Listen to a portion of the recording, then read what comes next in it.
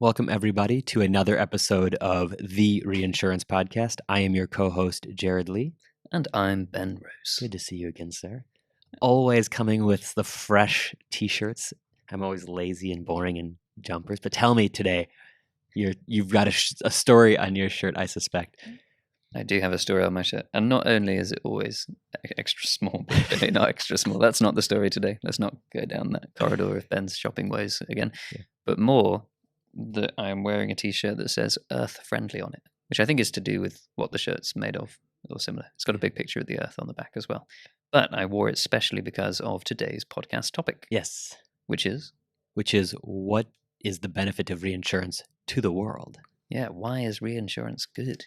Yeah.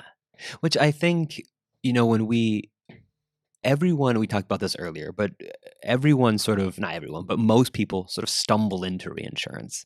But the reason I think it's so captivating is the more you learn about it, the more it actually really excites you about like this industry that I, up until hours ago, knew nothing about, didn't know it existed. Now you're going, oh, this fundamentally drives so much of what we experience and what we get to, we take part in and get involved in, see and do and, live through. And that's a really fascinating part of the space. So we wanted to talk about kind of that as a whole today. And because obviously, as you said just then, it's something you gradually realize from working in this industry. Appreciate some of our listeners won't be familiar with that. So let's try and paint an example for people to follow along. So perhaps, how about, Jerad, you describe your day so far, and we'll see where reinsurance has come in as the hero, the enabler, the champion of Jerad's day. Yeah, perfect. So waking up at the house. The beach house? Yeah, exactly. In London, so very long way away. So you wake up, you have left the flat, took the bus into the city, got some coffee and breakfast here, went to a co-working space, did quite a bit of work, had my laptop out, did a bunch of video calls with the teams and meetings in the work, had lunch, took another bus over to our podcasting studio, and then journeyed up to here. But as a very quick, which is a very generic and boring sort of work day commuting into the city, but it's touched a lot by elements that wouldn't be possible if we didn't have sort of the reinsurance space. Exactly. And most importantly, to surprise all of you who think you know what's going to happen next, none of what Jerad has done today would have been possible if it was not for reinsurance. Not necessarily because of reinsurance, which is what I'm supposed to say, but because Superseed wouldn't exist if it wasn't for reinsurance. There's no way Jerad would have been doing all that stuff if it wasn't for Superseed. Exactly. So the good of reinsurance is that it created Superseed. There we are. Episode closed. Job done. Join us again next time. No, I'm kidding. What, as I'm sure many of you have second guessed we were going to do there, was highlight several of the activities, apparently innocent activities, that Jerad undertook in his day, that wouldn't have been possible if it wasn't for the backing of the reinsurance industry. So a really simple one is that Jerad had coffee at some point today. Not only was there a risk of Jerad burning himself on his coffee, there was a risk of him poisoning himself with the coffee. There was a risk that his coffee never arrived because it had to be shipped from a different country to even be ground into his coffee in the first place. There was a risk that the shop that he was getting it from suffered business interruption due to all manner of things that could have happened to it along the way. So even a single thing like getting the coffee would have been heavily insured and then heavily reinsured to enable those insurance companies to take on many, many coffee shops at once, or many, many coffee supply chains. And I think that's a really interesting one that you chose. And I love how we don't rehearse these things. So I didn't know where you were going to go with it. But the supply chain in and of itself is touched by insurance so many different times. So not only the points that you touched on, but you talk about the sourcing of the cups and the paper to make the cups and the plastic to make the lids, and all the people across all of those component parts that collectively align with this, and the insurance industry supporting all of that, and then the need for the reinsurance industry to exist to allow the insurance industry to do this at scale in such a way that allows these activities to exist. And then I think we've touched on previously, but it's really interesting, this sort of the ability that reinsurance has to sort of keep up and stabilize economies as a whole. And you mentioned the sort of business owners, but the business owner of the coffee shop before insurance was sort of fully liable for anything that could happen. And the insurance mechanism was introduced that allows them to hold a little bit of their risk, but be protected elsewhere. And that even those little mundane elements sort of get leaned into the reinsurance space, and protection is provided there. And I think maybe this is something that people will be confused by, won't necessarily understand, is hang on, isn't it the insurers who are insuring you along the way? Why is it reinsurance that's enabling that? Yeah.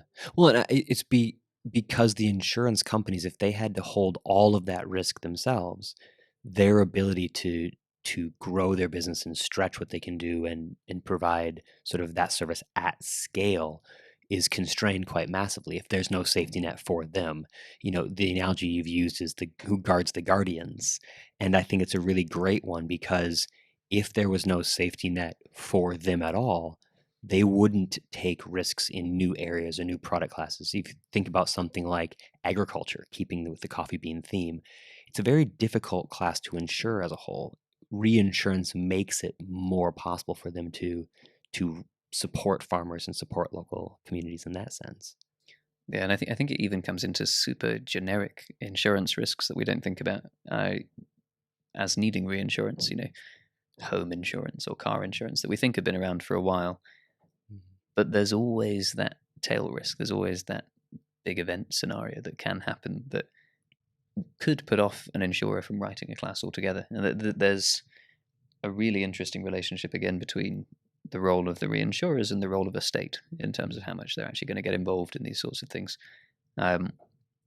It's true that sometimes governments are available and able to step in and provide support in the event of disasters, in the event of economic crises, and so on, whether it's companies or individuals who are suffering as a result of an unexpected risk event.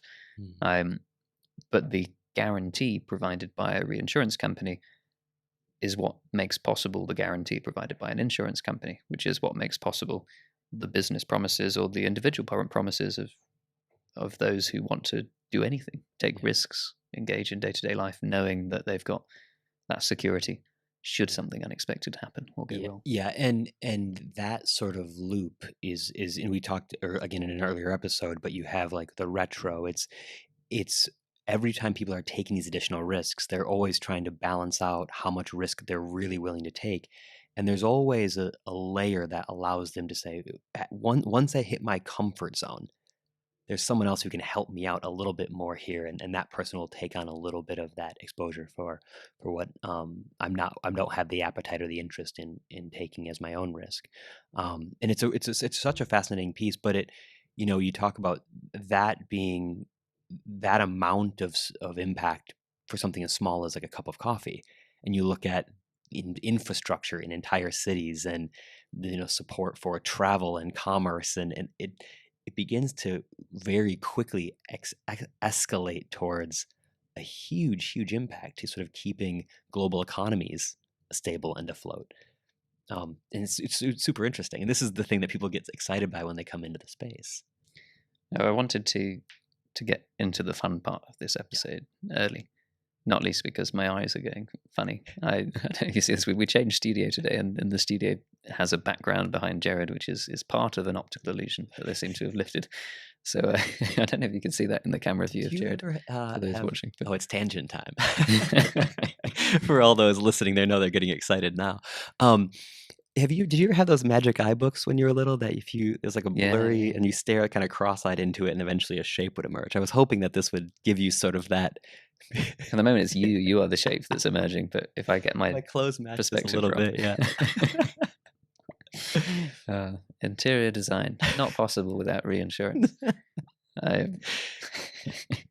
Anyway, I wanted to bring us into our analogy battle. Yes, which is one of the most fun games I think we play on this podcast. And what we wanted to do was to elucidate for our audience the good that reinsurance plays in the world. Yeah. What is reinsurance like that shows off how good it is to the world? I'm nervous about this one. We don't talk about these things in advance. We sort of both are told to pick an analogy with this as a kind of a topic. You picked one in seconds, so I'm very stressed out about my chances in this particular battle. The analogy that I wanted, and similar to my sort of day in the life of Jerad, which everyone now realizes is really unexciting, was public transport. And this idea that if you introduce a train system or a bus system, what it's doing is opening up economies in those little hubs and improving the ability for people to access new areas and for commerce to thrive in those geographies and introduce audiences of individuals who can now be in those spaces. And and if you didn't have that transport system, that transport network, especially outside places that have a huge amount of drivers and cars and things, it becomes very difficult for those areas to thrive. And you saw this in the advent of trains. Like now, a new station is here, so this whole area booms. And I think reinsurance is similar in a lot of ways. If reinsurance supports a thing, it drives so much sort of explosion of activity and commerce and everything else from that. And if reinsurance doesn't go to that area, it sort of just sits, hoping it kind of naturally accrues this sort of commerce and economy, where reinsurance can very much say we're going to back a thing and then it can explode what's possible there. So that was my analogy on this one. All right. I want to applaud you again. I think you slightly cheated by bringing down everyone's expectations so well, Susan Boyle style. Yeah, exactly. That was really a really beautiful analogy. I want to shed a tear over it because it does really highlight, the benefit and the way that it, opens doors that otherwise couldn't have been opened. And Mine was not the first time I've been compared to Susan Boyle, mind you. Mine was far more fun and trivial. So I'll share it quickly, but I would love to dive back into yours afterwards because I think it opens up lots of other exciting channels for communication. Mine was reinsurance is like Gandalf, who was a character from The Lord of the Rings, for avoidance of doubt. And the reason I said reinsurance is like Gandalf is because he's always there just in case. And he could bring out the eagles anyway. He could have brought out the eagles from the beginning and could step in, at any point.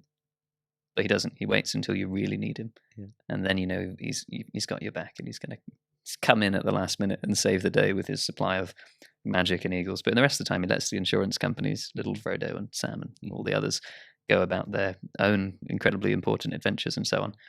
But he's there as the guardian of the guardians, just in case to appear with eagles at the right moment. I like that because you have this sort of underlying position where the insurance companies, because reinsurance is their biggest spend every single year, and we've talked about this. But so that they don't always want to get the help.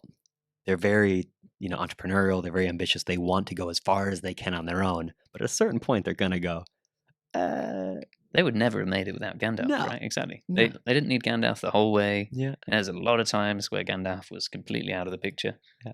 In various parts of all 3 films or all 6 books or however you want to interpret it.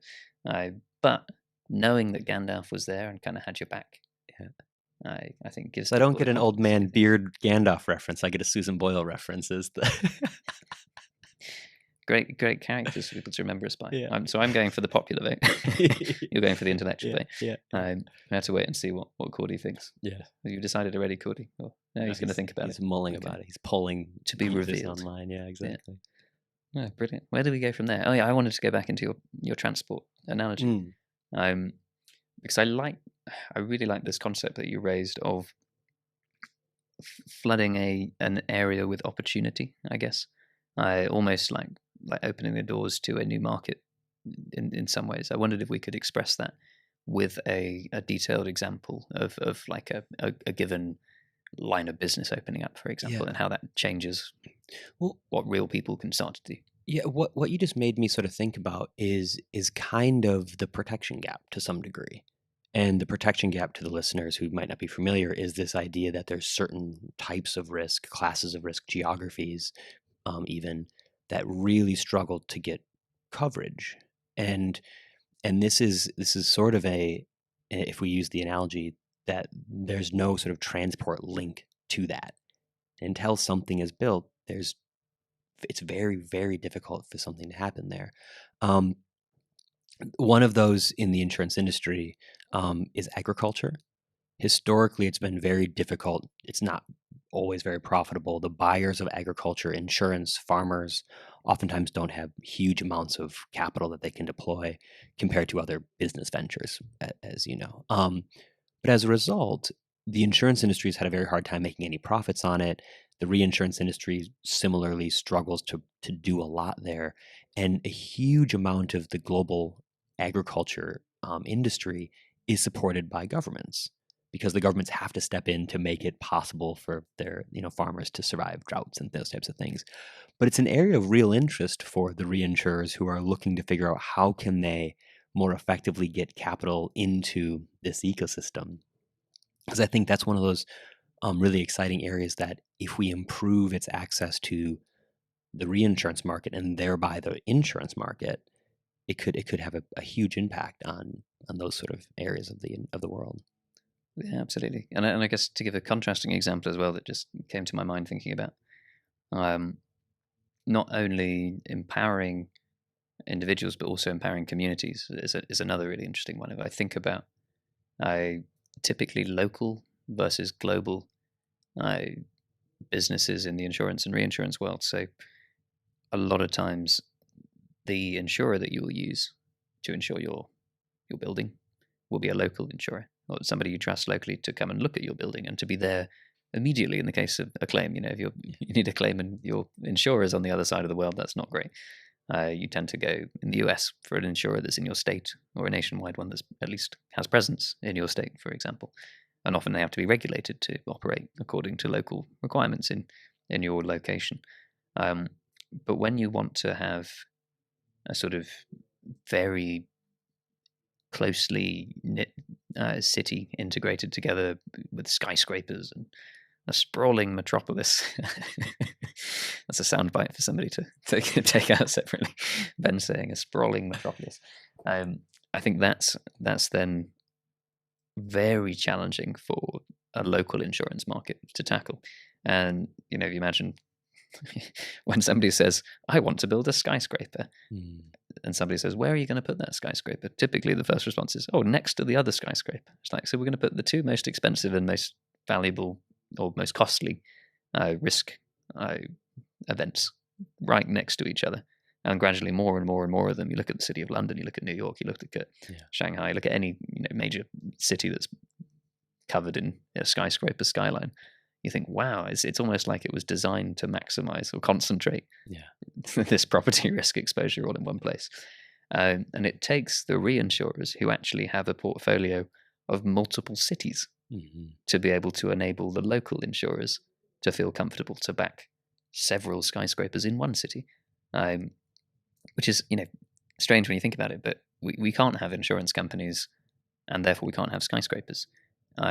If the insurance companies are expected to hold enough capital at all times, just in case all of the skyscrapers in their city are destroyed at once, for example, you have to have the ability for that insurer to still sustain in the event that that happens, because they can rely on the fact that the reinsurer is getting premiums from 50 megacities around the world, and that's just one small component of their portfolio. Yeah, and we've talked at length about why reinsurance is inherently global, and this is a beautiful example of that, where if it wasn't, you wouldn't be able to get enough diversification for these types of things. You could sufficiently diversify across motor in a relatively small country. The pool is big enough and the class is homogeneous enough.